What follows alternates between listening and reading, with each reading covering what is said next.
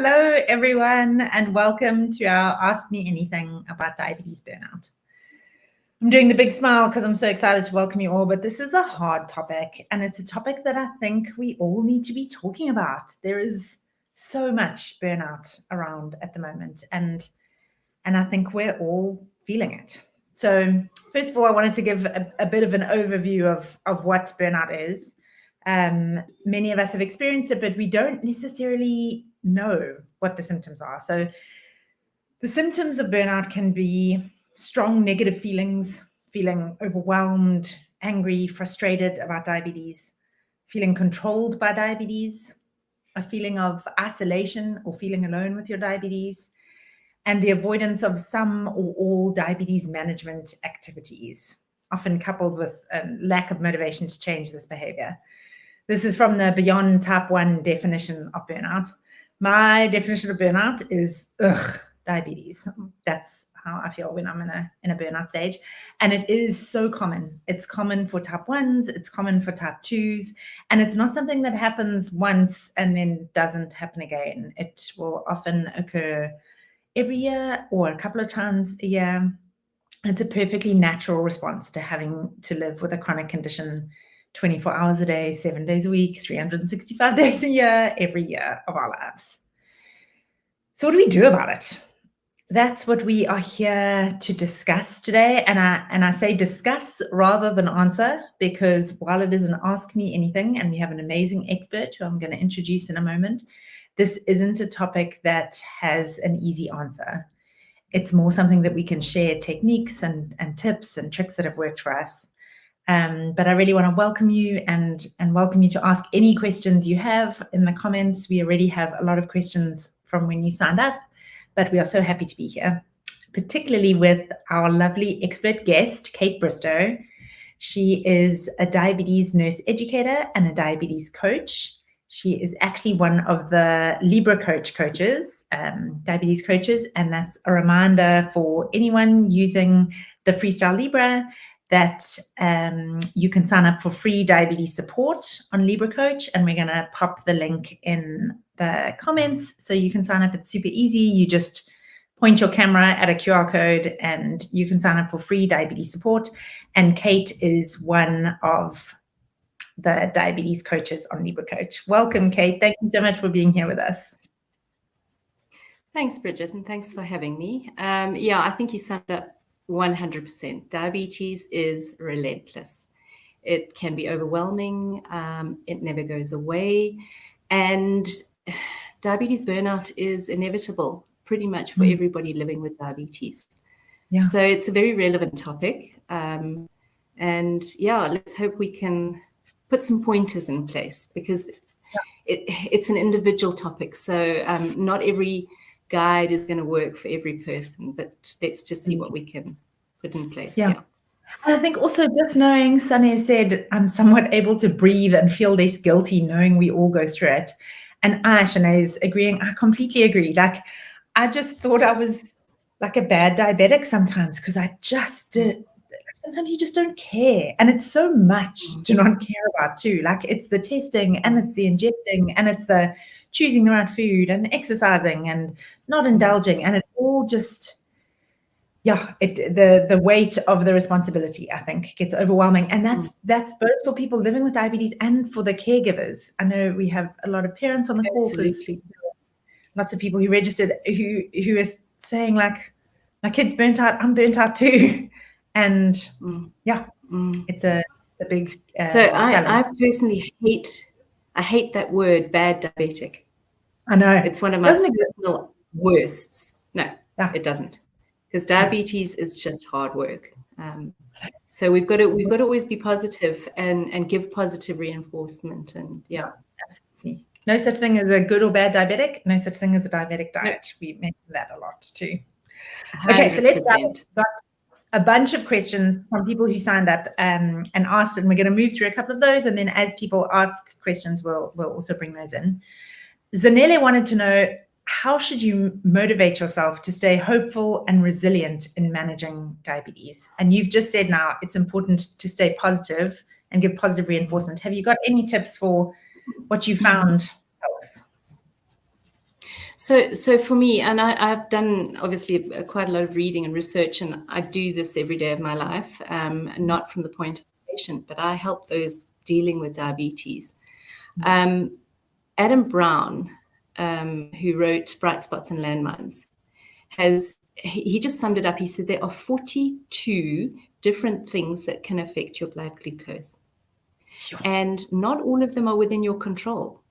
So I think staying positive and learning, gaining knowledge about your diabetes, so you've got the power to actually make decisions for yourself. And I know it can be overwhelming to learn as much as you need to learn about your diabetes. It's going to be a learning curve for the rest of your life. But also give yourself a break, because whatever you're doing an incredible job, because I don't have diabetes. And my body does all sorts of things in the background that you are expected to do for your body. And it changes every day. You're not going to do it right all the time. I know. It's impossible to do. All the time. And sorry, I didn't hear you there. I find it so reassuring that, like, once that knowledge properly lands, that it's not a pass-fail test. It's not something you can get right. It's something that you have to keep trying. I find that very reassuring. Exactly. And the other thing is to try and set yourself achievable goals, and don't come down hard on yourself if it doesn't go right all the time, because you've got stress, you've got hormones, you've got females have menstruation, there's all sorts of variables, heat, humidity, all sorts of other things can affect our sugars. It's unreal. So we've posted a link to the 42 factors, and when you read through them, there's a bit of like, oh, okay, because I always knew there were a lot of things affecting my blood sugar. I didn't realize there were that many. And then when I looked at it, I felt so much better. And the other thing that made me feel better, I see Daniel, our favorite psychologist, is on the call, and I was chatting to him before because I had very perfectionist tendencies. I'm a type A personality, and I'm working on it. And I would beat myself up when I thought I'd done the right thing, right? So I'd eaten the right food and I'd taken the right dose, and then blood sugar didn't what I thought it should do, because that doesn't work, right? You can't make your blood sugar do what you do. And he helped me reframe it in that in no other sphere of my life am I that critical about a calculation that's gone wrong. Like, I'm I've used this example before, but it really struck me. If I'm making rice for my family in the microwave and it boils over, which it inevitably does, or white sauce, I just can't get those two right. They boil over every time I make them. There's no part of me that's like, oh, come on, Bridget, what have you done? You messed this up. Like, I'm not mean to myself because the rice overboiled or the white sauce overboiled. I just clean it up and keep going. And yet with diabetes, we tend to really take it so personally, as if it was a conscious decision that we tried to get wrong, which I think is so strange and unnecessary. So if you get a blood sugar of 20, instead of saying, oh, what did I mess up? Just say, okay, that was a problem. How can I fix it? So it's just how you actually give yourself a break, how you actually think of approaching this very challenging condition to manage. And then it ends up helping, because the more stressed you get, the higher your blood sugar goes. So if you can keep calm, exactly, you're probably contributing there. It's a vicious circle coming in that I am not able to read all of, but I've just seen how do I deal with my diabetic wife's mood swings, from my husband who's joining me for this live.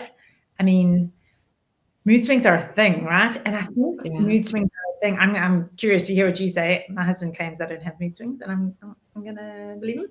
But I think it's the feeling of blood sugar swings inevitably results in crazy moods, right? Because going high and then going low and going high, like being on that roller coaster, is so exhausting. Do you have anything to offer? So I do think, and there was a question later on about the carers. It takes a special person to be a carer of someone with diabetes, a family member, a support. It's not easy for anybody. And I think the one thing I've often had is the spouse will say, I know when she's having or he's having a low, because, and those swings must cause mood swings as well, you know, the swings in the blood sugar. And it is actually documented. It is, you know, it's one of those things that I don't know that we can really provide the answers to, except to say, recognize it if you can, and then quietly say, won't you go and check your blood sugar, or is your blood sugar okay, without sounding judgmental or critical, because that, and when there are mood swings, let's face it, it can go south very fast. So it's such a tough one. It really is a tough one. Just recognizing that, I think that's part of one of the side effects, right? So like highs make you tired, but they also make you really grumpy and cross with the world. And that's natural. That's your body's response to things. So just like pouring a lot of kindness and understanding and empathy on the situation. I see, and we brought up the question you were referencing, how can other members of the household assist in mitigating the risk of diabetes burnout? I think that's such a beautiful one too, because it's not saying like, what do I do when we're in the middle of it, which we'll also be talking about, but is there anything you can do to avoid it happening? I guess not an easy one, because it's going to depend where you are in your diabetes and how in control most of the time you feel. But asking those questions with no judgment, no criticism, no guilt tripping. Don't, and you know, the one, and I know Daniel brought this up in one of his webinars, don't be the police. Please don't be the diabetes police. You know, the general public do it. You know, oh, you've got diabetes, you shouldn't be eating that.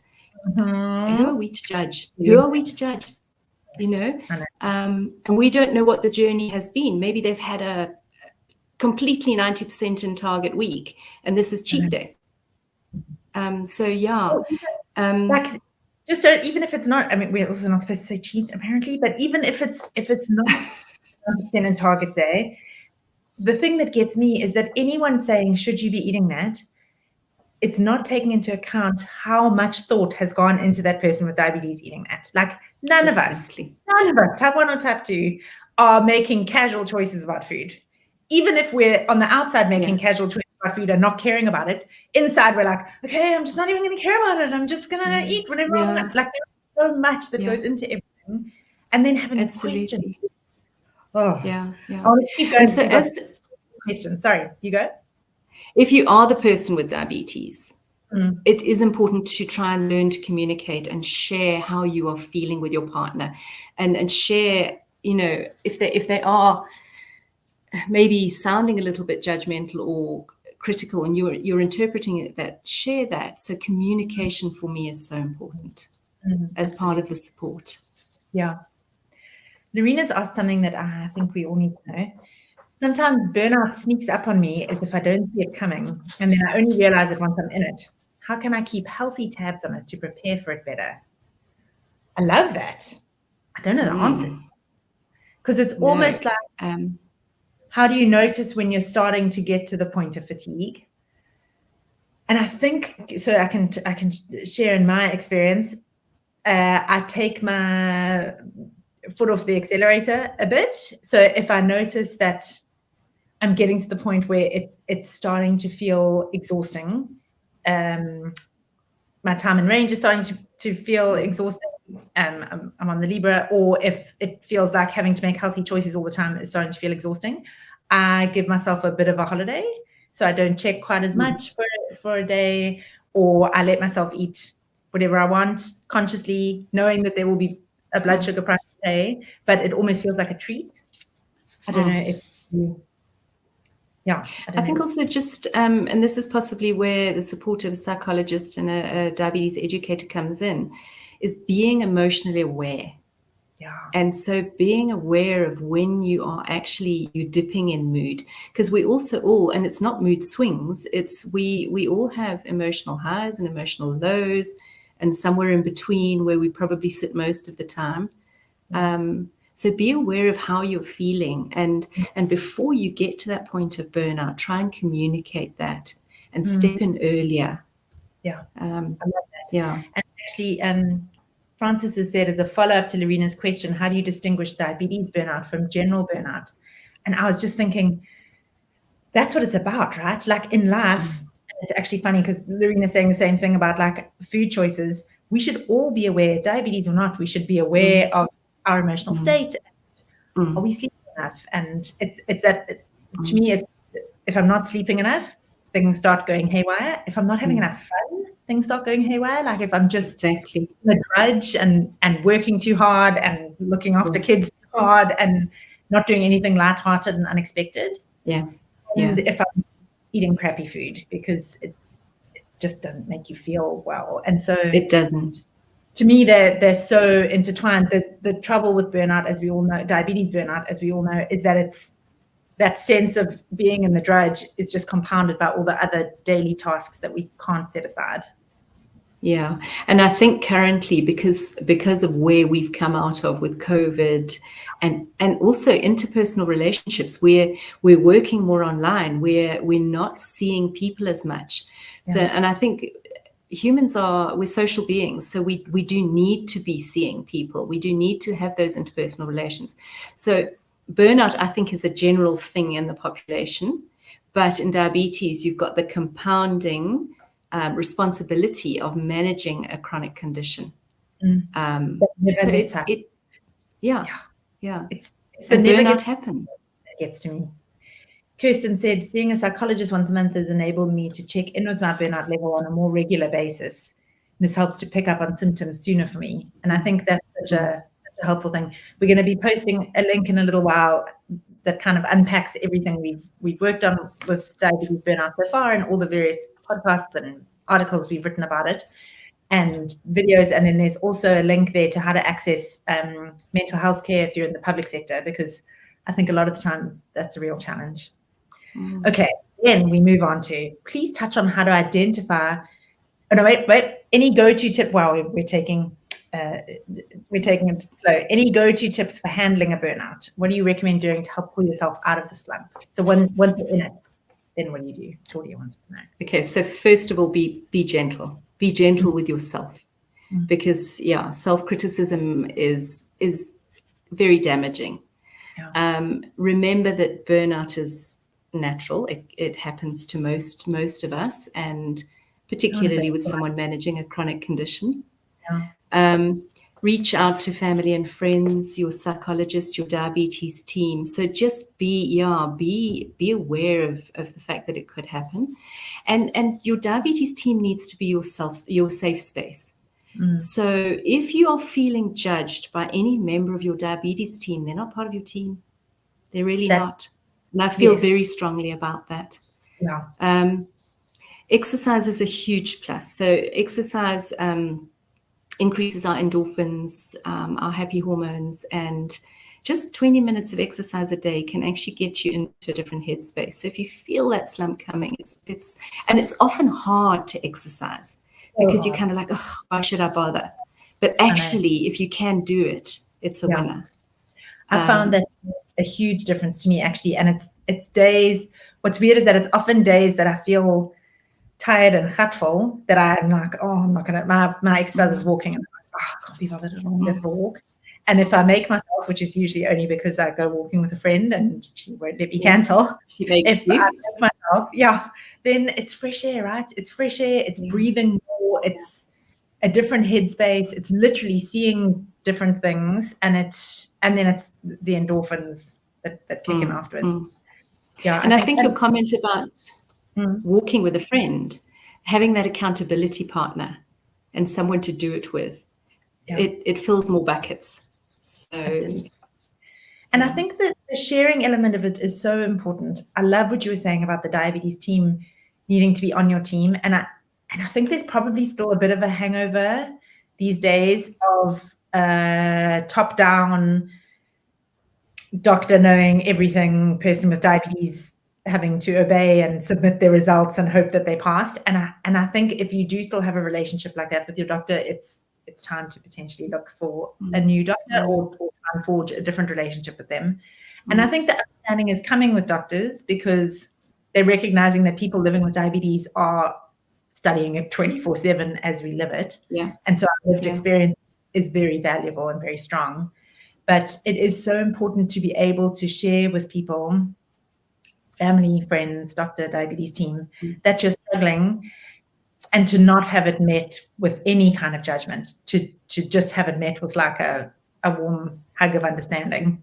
And I think sharing online helps too. Like it helps to recognize that you're not the only one doing it, if that's something that you're comfortable doing. No, for sure. So communities like this are just so valuable, because people can reach out, and you guys are all doing diabetes. You're all in the same boat. And those of us, and I say this with respect, I'm not managing diabetes day to day. I'm helping other people manage it, but I'm not living in that journey. And it is a different. So you can provide a lot of support to each other in the diabetes communities. Absolutely. And then the other thing that I've noticed comes up often is mindfulness, and applying a mindful practice to your day. And literally, that's just breathing. It's literally just a breathing exercise in the morning before you start your day. And you'll go into your day with less stress and more focus. And there's lots of apps to use to do that. So it's not a difficult thing it is a difficult thing. Okay, I tried. It's difficult. Yes. It's difficult. I think the thing is, it's a difficult habit to get into, but I think if you just keep doing it and keep focusing on it, and don't give up, it's not something you're going to just click a switch and it happens. I think it is a very useful exercise for stress control and relief. And also just to anchor yourself in the present. I just finished a mindfulness called Search Inside Yourself from Google's former happiness guru, Chade Ming Tan. And he kept giving all these different examples, and then he would say, but all you have to do is one mindful breath a day. And I was like, oh, I can do that. Like, that's not adding something else to my to-do list, because that's the trouble. Often, like, coping strategies are like, here are more things that you could do that will take up more of your time when you don't have the energy. But one mindful breath a day. And what I've started to try and do, especially if I notice I'm feeling overwhelmed or everything is just feeling hard, is I'll try and go outside and do the mindful breath, but with my eyes closed, and try and like focus on the different senses. So you focus on, like, can you hear the birds singing, or are there cars going past, and what do you smell? And you really only need a couple of breaths, and it kind of shifts you into a different headspace. Yeah. And it can also be just making a cup of coffee and smelling that coffee. So you're doing it as part of your day. Yes. It doesn't have to be necessarily separate. And that's habit pairing, right? So if you're already doing something, then just add the mindfulness in, rather than trying to start a whole new habit. That is exactly that. Yeah. Not the coffee for me, but a cup of tea. I'm right with you. Okay, I want to move on to kids, because we had a lot of questions about kids. I was asking, please touch on how to identify diabetes burnout in kids. And I have no idea, but I know you work with kids and have worked with kids, and I'm hoping you have something.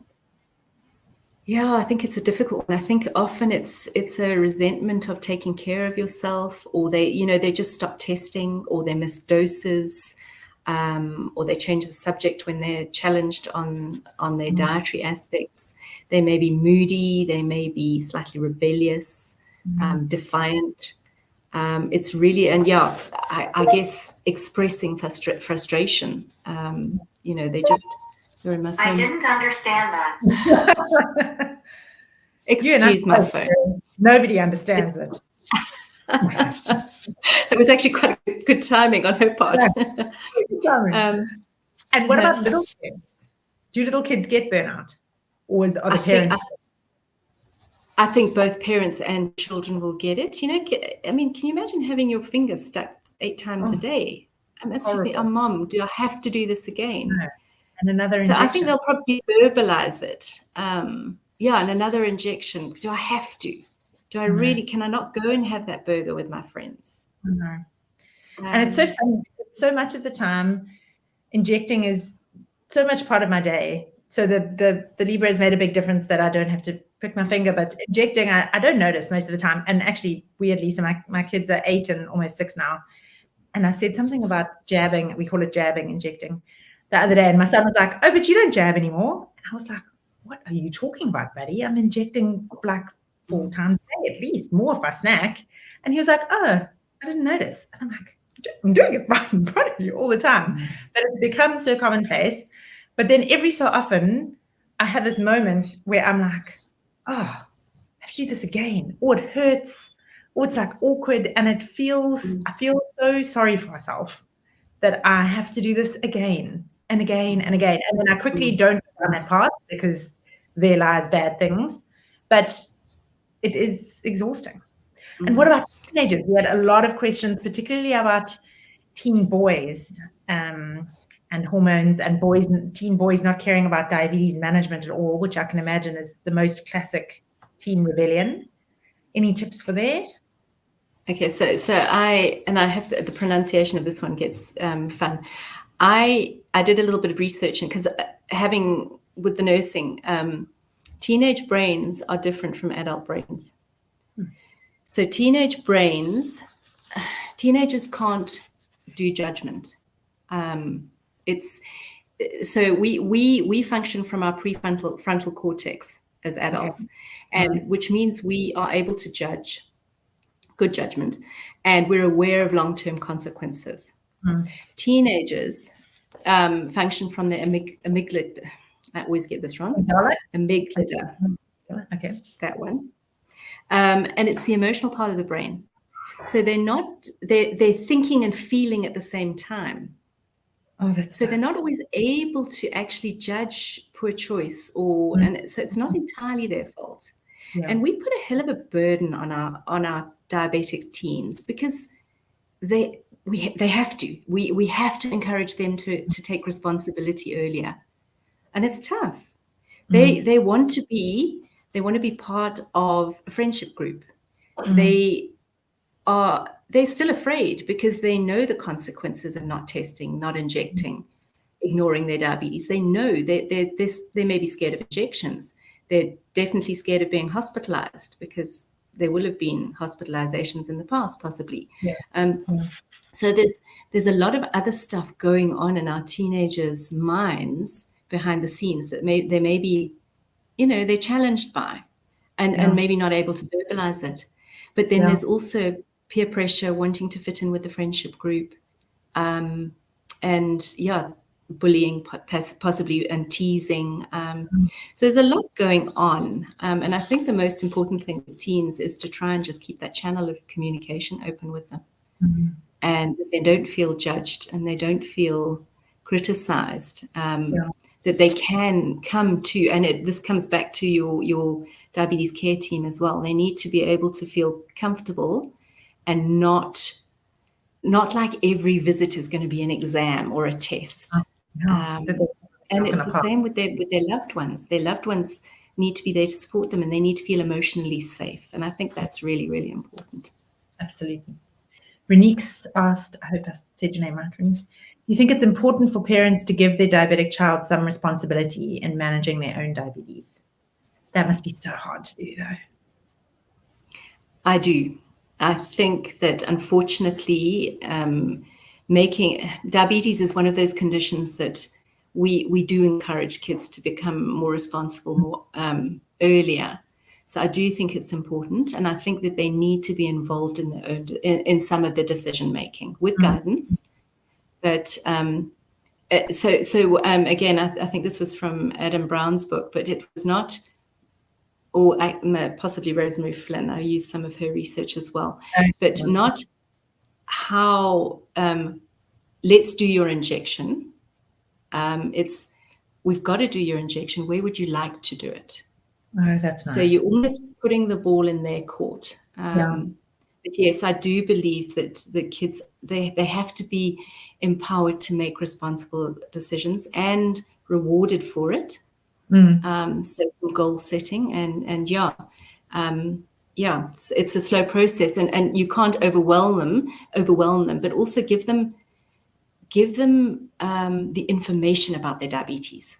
So they must know why they're doing something, and it'll come in small bites, but by the time they get to adulthood, hopefully they'll be ready to take that on responsibility in full. And how it is such a nice way of putting it too. So you're not throwing the responsibility at them. You're kind of teaching them as they get older to take more and more control. Yes. Sinead, Yes. And then have those discussions about when it goes wrong, you know, but in a safe space. Yeah. Sinead said, speaking of going wrong, as a teen, I ended up in hospital because of what I now know was burnout or teenage burnout. Such a scary space to have been in. Gosh, I'm sure. And I think a lot of teens do end up in these dramatic situations because they've been given responsibility and then want to use it as a weapon against their parents too, which is what teens do. Right? That's evolutionarily, that's what they're supposed to do is assert independence. It's just a dangerous space to do it. Yeah. I think we must see that as a cry for help almost. Yes.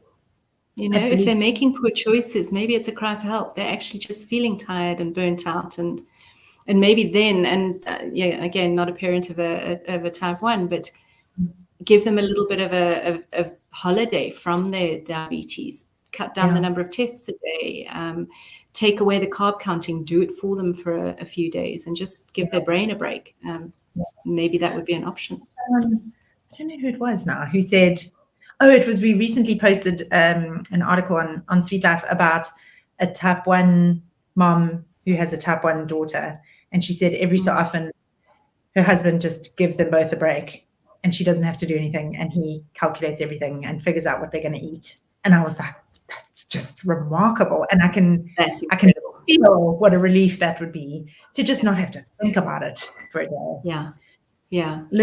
Asked such a good question here. It's so difficult to tell whether being tired, moody, irritated, overworked, bored, sad, crying, etc. is burnout. What are the telltale signs besides wanting to sleep all the time and not being in the mood for anything, so that friends and family and each diabetic can look out for and prevent it?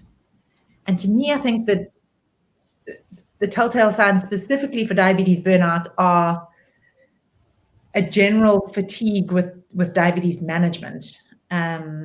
Like the necessary checkups and testing and dosing and all of that has to go into it. I know in our podcast episode with Daniel, which we're going to link to later, he goes through the kind of 3 different spheres.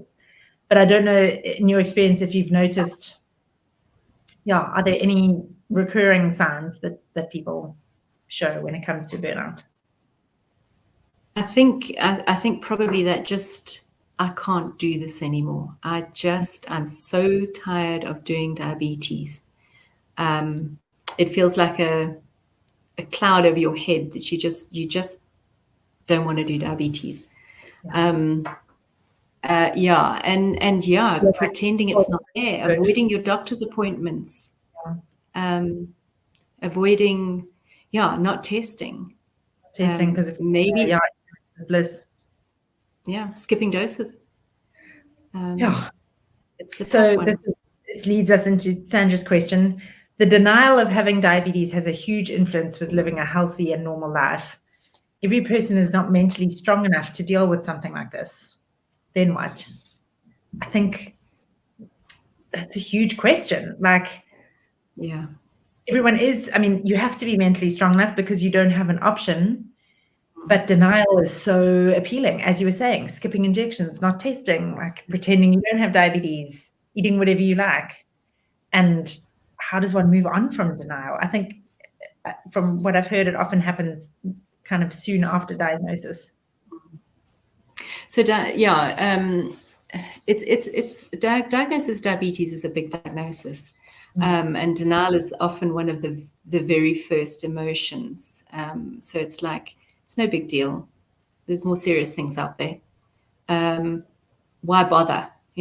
I'm not in control of it. Or it's just a touch of diabetes. I hear this so often with my type 2s. It's just a touch of diabetes, or it's just borderline. And the stigma. So there's actually quite a lot of stigma associated with diabetes out there. So I don't know. I think denial, it's a process. It's a process of acceptance, and it might not happen all at once. And I think you've got to be kind to yourself. I don't think necessarily that it's going to, I've got diabetes, I must just suck it up. It doesn't work that way. And so it is important if you really feel you're in denial and you're really struggling with a diagnosis like that, it is important to reach out. And particularly, I would say, to a psychologist who can talk you through the state. And obviously someone like Daniel, who's actually living with diabetes, is an ideal person. We don't all have type 1 psychologists in the area, but yeah, try and find someone who can support and understand and help you talk through the anger and all the other emotions that you're going to be feeling with a diagnosis like that. And I think stress management techniques. So try and put in place healthy lifestyle outside the fact that it's diabetes, because we should all be doing that anyway. I know. So that's the bit that gets me. That Irina was saying earlier about food. Like, we should all be eating healthy all the time. None of us should be eating refined carbs. Like, whether or not you have diabetes, everyone should be exercising every day, and we're being forced to do it. Otherwise, we see immediate repercussions. I want to touch briefly on stigma, because you mentioned it, and Nisa said, the stigma is sometimes exclusively what causes my burnout, because even though we work so hard, no one can see the struggle. And I think that's so powerful and so powerfully said, because diabetes is often an invisible condition. And yes, if you were a device, but even then, and I think there's this weird sense, I've been thinking about it a lot this week, there's this weird sense of type 1 and type 2 stigma also being different, right? Because type 1s think type 2s get all the attention because they're 90% of people with diabetes, and then type 2s think type 1s get all the attention because ours is more serious, I guess, because we have to take insulin straight away, and so it's kind of spoken about more. And I think in general, regardless of what kind of diabetes you have, if you meet someone and you mention that you have diabetes, the first thing they think is, oh, what did you eat? Like, how many times, how many of us can put a show of hands, like, how much sugar did you have to eat to get diabetes? And that's just not the case. It's not the case for type 1, and it's not the case for type 2. And it makes me really angry, because no one is saying, oh, is there a hereditary component, which should be the first question. Or, oh, do you have any idea what the combination of 2 or more immunological insults that caused your type 1 were? Like, we just, I think it's a lack of education that leads to stigma. But I can completely understand how that would lead to burnout, because you're working so hard and nobody can see it. And so often, the first thing they throw at you is, oh, well, you did it to yourself. And it's so wrong. It's so completely wrong. And that it comes straight back to lack of education. And it's just lack of education. Gavin's saying the same thing. I agree. Just suck it up or get over it is the most said thing to me. They expect us to be always okay because we look okay, but no one sees what's going on inside of us. And I think, to me, that's also such a cause for pause, so that all of us can just be like in this space, we really do recognize how hard it is and how much you're working, and the fact that every meal is a decision. And if you're type 1 and injecting, or type 2 and trying to keep your blood sugar stable, like, no matter where you are, there's this whole other job on top. Sunny was saying in one of the videos we posted this week, it's like having a second full-time job. And one of the things I say anytime I'm speaking to doctors or to nurses or healthcare practitioners of any kind, I go through this very boring list where I'm like, so I run a nonprofit, and I'm the mom to 2 young kids, and I'm the daughter of an elderly father who needs a lot of attention, and I have 3 older brothers, and I'm a wife, and I'm a friend, and I'm trying to get enough exercise every day. And like, I go to the point where I can see them all being like, okay, we get it, you have a lot going on in your life. And then I'm like, and I have diabetes. So as much as you guys have going on in your life, as much as anyone has going on in their lives, we've got all of that, and we've got diabetes. And I think it's so easy to say, oh, the people with diabetes should take care of themselves better, or they should get over it, or suck it up, or eat better. And actually, there's just so much going on. And as you said, inside all that, you've still got to be a wife, a mother, a friend, a sister. You've got to maintain a career, or it's an added arm to your already octopus of arms. Yeah, absolutely. So yeah, it's and lack of I think lack of education generally about diabetes in the general public. So we don't judge, and we don't. It's just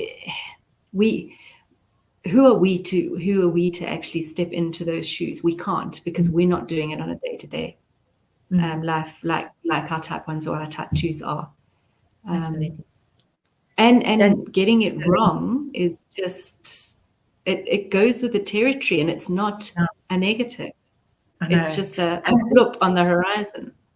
And that's what's so hard too, is recognizing that getting it wrong is part of the daily life. Like, getting it wrong is just living with diabetes. Someone asked me the other day, oh, do you ever have hypos? And I was like, what are you talking about? Like, type 1 diabetes, I have hypos all the time. Like, it's part of the territory. Like, you just go high and you go low, and then some of the time you're in the middle, and you hope to stay in the middle as much as possible.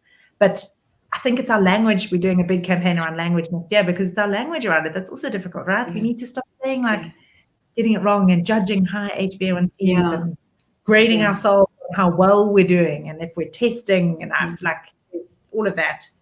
Daniel's shared a link about the emotions of children with diabetes, which is the Rosemary Flynn book. Thank you, that you were mentioning earlier, Kate. Yes, and there's another, the Bright Spots and Landmines is also a terrific book, and that there's a free download of that. You can download the PDF, or you can buy the book on Diatribe, which is super helpful. Okay, I was going to say also he speaks on, he does quite a lot of articles on Diatribe as well, and they're really sort of well worth digging into. Yeah. How do you guys? This is Leanne. It's exactly what we were talking about. How do you guys balance relationships, work, diabetes, and still have time for yourself? I would love any input from everyone else about this, because I think it's a real challenge. Like, diabetes takes so much time. My method is to eat the same thing for breakfast and lunch, which horrifies many people, I know. But at least it's one less thing to think about. And I know how much to dose for, and it usually works out okay. Not every day, because it's diabetes, but it usually works out okay. Time to yourself is a challenge, a real challenge, and I think it is for all of us. I don't know if you have any wisdom to throw at this, Kate. So I think it is important that you speak up about your frustrations, share them, but I think it's also and that comes back maybe to whether a DNE or a psychologist or someone maybe outside the family group, so you're not burdening your close family members or support group with, if you really are struggling, but also find other ways to try and decrease your burden. And this is going to be different for everybody. Maybe, as we've spoken about, decrease testing for a short time, book a family vacation, or plan a family vacation, book a massage, and it literally has to be time in the diary that you book out for yourself. It's not selfish. You said you eat the same thing for breakfast and lunch. My suggestion, I love cooking, would be to find different recipes, spice it up a bit, and then observe what happens to your sugar levels, because it's going to make a change. Let's see what happens. And we've spoken about the breathing and the mindfulness, and then exercise is just schedule it into your diary. Absolutely. 4 times a week if possible, but even if you get twice a week, that's better than nothing. And you're right that those moments of pause will be different for everyone, because each of us is so different, but it shouldn't be seen as a selfish thing. It should be seen as a form of self-care that can help us to manage this burden. Oh, no, not a burden. Sunny, I was reading that as I like that. I'm saying also change the language which you speak about diabetes. Don't always look at it as a burden. And she's right. What's the positive word? Is a challenge? I'm not sure if it's already been posted, but I want us to link to the Diabetes Burnout resource that we've got on Sweet Life, which is all the different articles. And when I was putting it together, I found this from Daniel that I thought was amazing. I didn't ask your permission, Daniel, but I'm sure you won't mind. And he said, the first skill that I like to explore with my clients is quite simply problem solving. So we want to do some brainstorming around, what does my diabetes burnout look like? What are the things that are causing or increasing the state of burnout? And are these things that I'm able to affect any degree of change? Mm-hmm. And I love that, because I think it's kind of identifying what this particular flavor of burnout is, because it might be different to a previous flavor of burnout. And then seeing if there's anything that can be changed, even if it can be changed like a tiny little bit, or if there's some kind of change that can help, or injecting a bit of fun, or a new recipe, or not having to think about things in some way, I think can make a huge difference. I wanted to ask some of the questions that have come up. Thank you all. Gosh, there's been so many. Raisa said, I wish the general public could hear this. These are my constant arguments. Recently, a lady who makes keto products put up on her Instagram story that drinking fruit juice is literally pouring diabetes down your throat. Oh my gosh. When I called her, my response in her story and said it was obvious she meant type 2, but how in the world does fruit juice lead to type 2? I mean, this is a lack of education being sold to the public as a fact. It makes me so angry. The language and imagery and using diabetes as a punchline, it happens. And the association that it's all about sugar. And that you're giving it to yourself. Yeah, it is, and I don't know how we reach the general public, because those of us that are doing diabetes, whether we're caregivers or people with diabetes, we get it. But how do you get the word out there? And there's the whole cultural thing as well. We tend to have a fairly high starch eating plan in this country. Yeah, we do. So the load on even our patients with diabetes is very high, and trying to change that is difficult, because there's an economic burden to that, challenge to that as well. So it's a complicated setup that I don't know that any of us have got all the answers to. I think part of it is so our approach next year is going to be putting together like an actual language. They've done it in Australia. It's called Language Matters, and we actually did a podcast episode specifically about language, and it's language and imagery, and starting these conversations about, is it okay that every time a diabetes article is published in the newspaper, it's published next to like a photo of a pile of sugar or a hamburger or someone shot from the back who is at an unhealthy weight? Like, these things are not okay, and we're so used to them that we don't really notice them. But it's things like that they weigh on you too, because then every time you see it, you're like, okay, so these are my people, and it's not true. These are not your people. Like, the people here are your people. Irina said, the best explanation I've heard about type 1 diabetes and burnout is that it's like a broken tap that keeps dripping, dripping, dripping into a bucket. It can't be ignored, and it's frustrating, and eventually the bucket runs over. And I think that's so true, because it is a good description of burnout. I know, isn't it? And it is, in actuality, it is going to run over for everyone, and that's just part of it. And there are these techniques that we can use to help it as much as we can, but it is an eventuality for all of us. And I do think that helps, because that takes it from being like, oh, I'm in a stage of diabetes burnout, I've done something wrong, to, okay, so I have some diabetes burnout at the moment, but this is just part of the rhythm of living with diabetes. Sometimes I'm on top of things, and sometimes I'm not on top of things. That helps. So I think that comes back to be gentle with yourself. Yes. Be kind to yourself. It's and because we that self-criticism, that judgment of ourselves and our choices, blood sugars, whatever it be. I forgot my injection. It's not, how do I fix it? Or it's, you're doing something, as you said, bad or wrong, or I think the power of words is so important in how we approach diabetes in our own heads, as well as from a medical team perspective as well. And the thing I don't have the answer to, Kirsten's asked the question here, as a person living with diabetes, how do we help our friends living with diabetes who are going through burnout?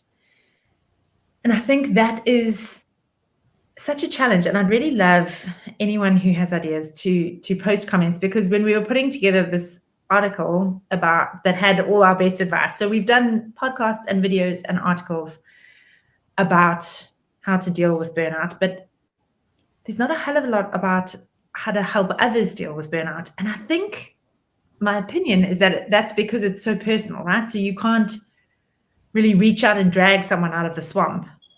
But there must be things that we can do. And seeing as we're all here, let's do like a group brainstorm, because seeing as we're all here, we've all been in burnout. Is there anything that other people with diabetes or our friends and family could have said or done that would have helped us move through it?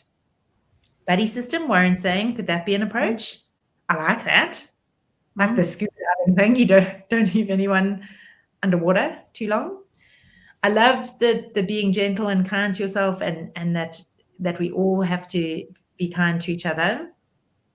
I love the understanding. Also, if you see someone struggling, don't even make it about the diabetes. Just make it about being there, going out for a coffee, going for a walk together, just being available to listen, be an ear. Yeah, you and Gavin are same page. Always to talk, to listen, give a hug, go and have a coffee. And you're right, not always make it about the diabetes, because I think that's part of the problem, is that it feels like everything's about your diabetes. Yeah, and so it all comes back to that. Yeah. And so it's quite all the stuff going on is always blamed on diabetes. It's not always about the diabetes. It might be about something completely different.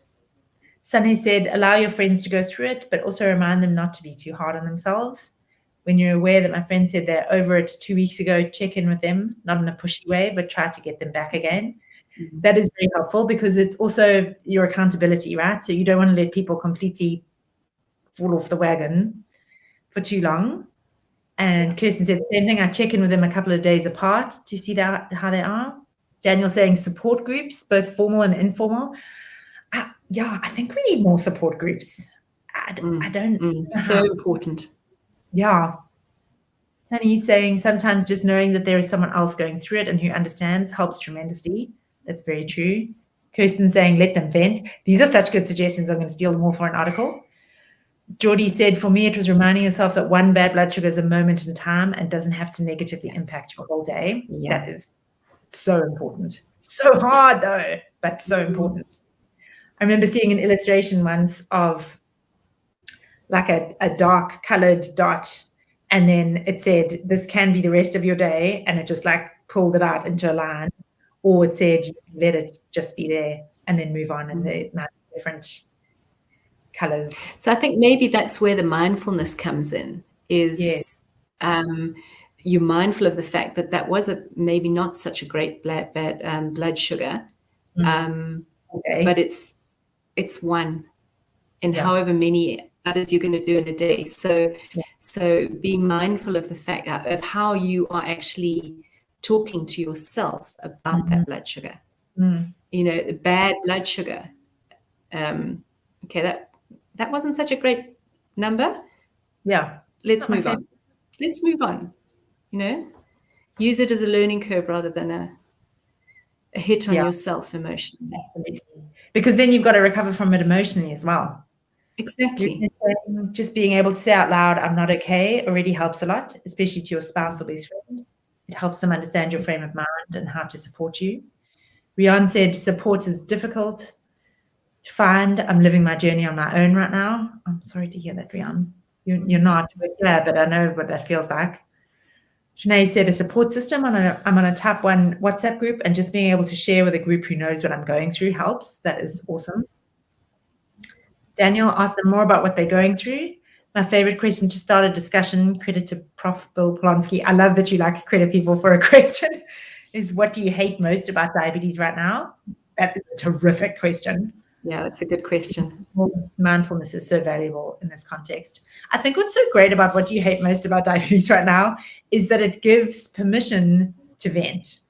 It's not saying like, what's the challenge that you've managed to find a silver lining for? It's just like, what sucks about it? Like, tell us the worst part. I love that question. Helga's saying, I lived with my friend from the day of her type 1 diabetes diagnosis. The best I could do is listen with no judgment and to educate myself so I understand. Yeah. I remember her telling me she felt seen, heard, and acknowledged. Oh, that's so beautiful. Social inclusion is a huge thing. Find ways to include your friend.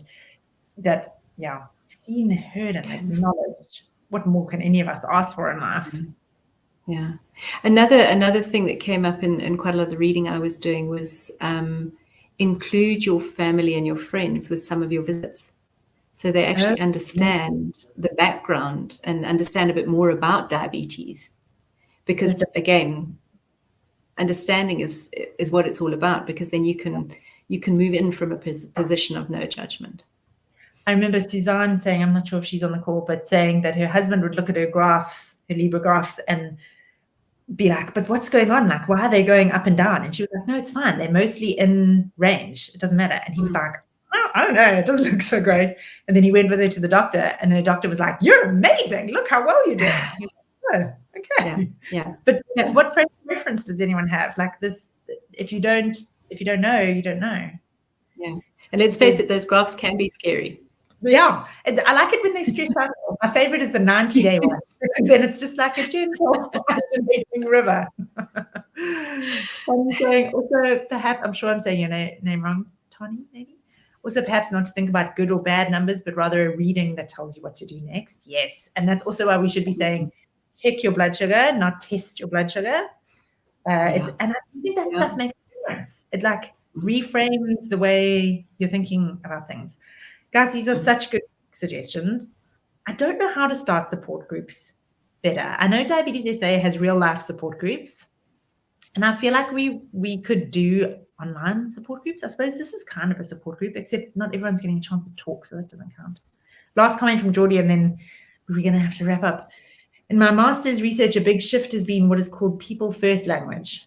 Instead of referring to myself as a diabetic, I've started to say I'm a person with type 1 diabetes. Yes. I love that.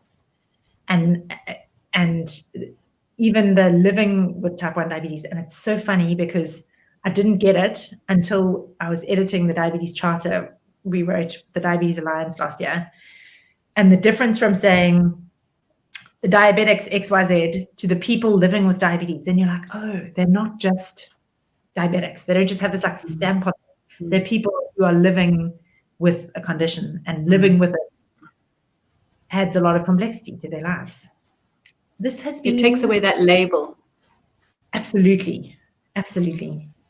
This has been such I was going to say such a joy, and joy is not the right word, but such a relief. Thank you, Kate, and thank you, everyone. I think this is so important. We need to be doing more of this and talking about this more. Kirsten's posted there the link to Libra Coach. If you are in a Freestyle Libra and you are looking for diabetes support or diabetes coaching, it's a free system that they have set up to help this kind of stuff. I love me the Abbott Freestyle Libra, but I really love the company because they are encouraging us to have conversations like this, and they sponsor it, and they suggest this, that we all get together and kind of work through what it's like to be living with type 1 diabetes. And I think having extra support from a diabetes educator and a diabetes coach who understands the condition, not living with it, but understands it, can really help. If you need help signing up to Libra Coach, or if you need more information about the program, Abbott's going to be holding a free online session on Wednesday, the 21st of September, between 7 and 8, and you can ask any questions about it and get answers. We're going to be sharing that on social media for the invitation and the link to register in the next couple of days. I mainly just want to say huge thanks to you, Kate, for your time and your attention and your consideration and sharing all your experience. And thank you so much to everyone for being here and for sharing. Like Daniel said, it's a valuable conversation. This stuff is what it's all about, right? Like this is how we are going to learn to live better. with diabetes. So thank you so much, Kate, 100%. and everyone for being here. And thank you to Avid Free Thank you, everyone. Yep, for sure. Thanks, everyone. Thanks so much, everyone. Have a lovely rest of